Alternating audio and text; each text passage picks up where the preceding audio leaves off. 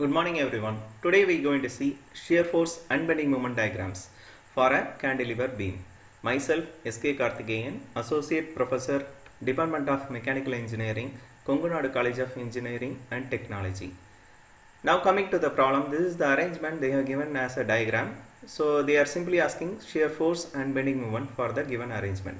You see there are 4 point loads acting right from free end, that is at E you have 30 kilonewton, at D 70 kilonewton, at C 40 kilonewton, at D 60 kilonewton, and the distance are 0.6, 1.5, 2.4 and 6 meter from the free end to fixed end. Now coming to shear force calculation, you do the calculation from the free end. So there is from the E. Now I am going to start from SF at E from right. So there is 30 kilonewton. At E you have only one point load, that is 30 kilonewton. So S of E is 30 kilonewton. Then the next one is in between value, that is shear force value. So shear force between E to D from right, S of ED is 30 kilonewton. First you write the previous answer, then you find any load between that distance E to D. Actually there is nothing, so the previous value is the answer for shear force E to D.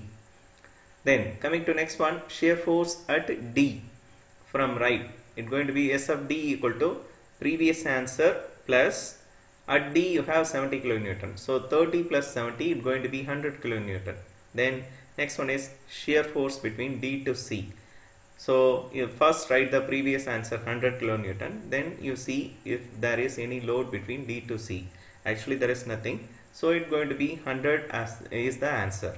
Then shear force at C from right, S of C is previous answer plus at C you have 40 kilonewton, so 100 plus 40, 140 kilonewton, so 140 is the answer. Then shear force between C to B from right, so it's going to be first you write the previous answer 140 and you see if there is any load between C to B. Actually there is nothing, so as usual 140 kilonewton is the answer. Then shear force at B, it's going to be previous answer plus 60, so it's going to be 200 kilonewton.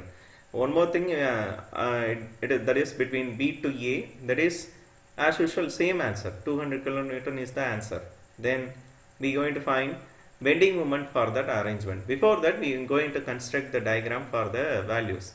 You see all the values are positive, so you first draw a common baseline, then from that you construct the shear force diagram.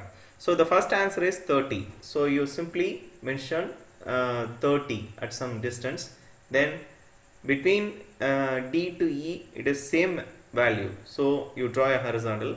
Then at D it's going to be 100, so you draw a vertical line towards up. Then from D to C it's going to be 100, so you draw a 100 line, 100 value line as a horizontal one. Then at C it's going to be 140, so draw a vertical line towards up. Then from C to B it's going to be 140, so draw a horizontal. Then at B it's going to be 200, so it's going to be vertical line towards up. Then from B to A, it as usual it's horizontal, so you draw up to A. So this is the diagram we are looking for. This is shear force diagram. So one more diagram we have to draw, that is bending moment diagram. So for that I am going to do the calculation from the free end. As usual you mention do the calculation from right, that is bending moment at E from right. So BME equal to 0, that is because there is a rule.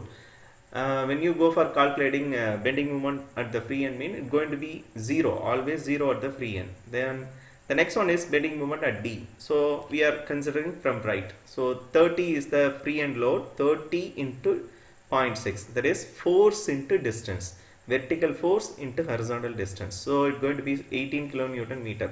Then second one is bending moment at C from right, that is BMC equal to 30 into 1.5, so the free end load is 1.5 meter up to C, so 30 into 1.5 plus 70 into that particular portion distance 0.9. So finally you got 108 kilonewton meter. Then as usual, bending moment at B from right, do the calculation from free end load 30 into 2.4. So that is the distance up to B. So 30 into 2.4. Then second load, that is that D, 70 into 1.8. 1.8 is the distance between D to B. Then plus 40 into zero point 0.9, that is the distance between C to B. So finally you got 234 kilonewton meter. Then the last one is bending moment at A from right. So that is 30 into 6 plus 70 into 5.4 plus 40 into 4.5 plus 60 into 3.6. So finally you got 954 kilonewton meter. So for that I am going to draw the diagram as usual. You draw the baseline. So here we have to consider all the things that to be acting towards down. So the diagram should be in negative portion. So you mark the points 18 and 108, 234, 934 first.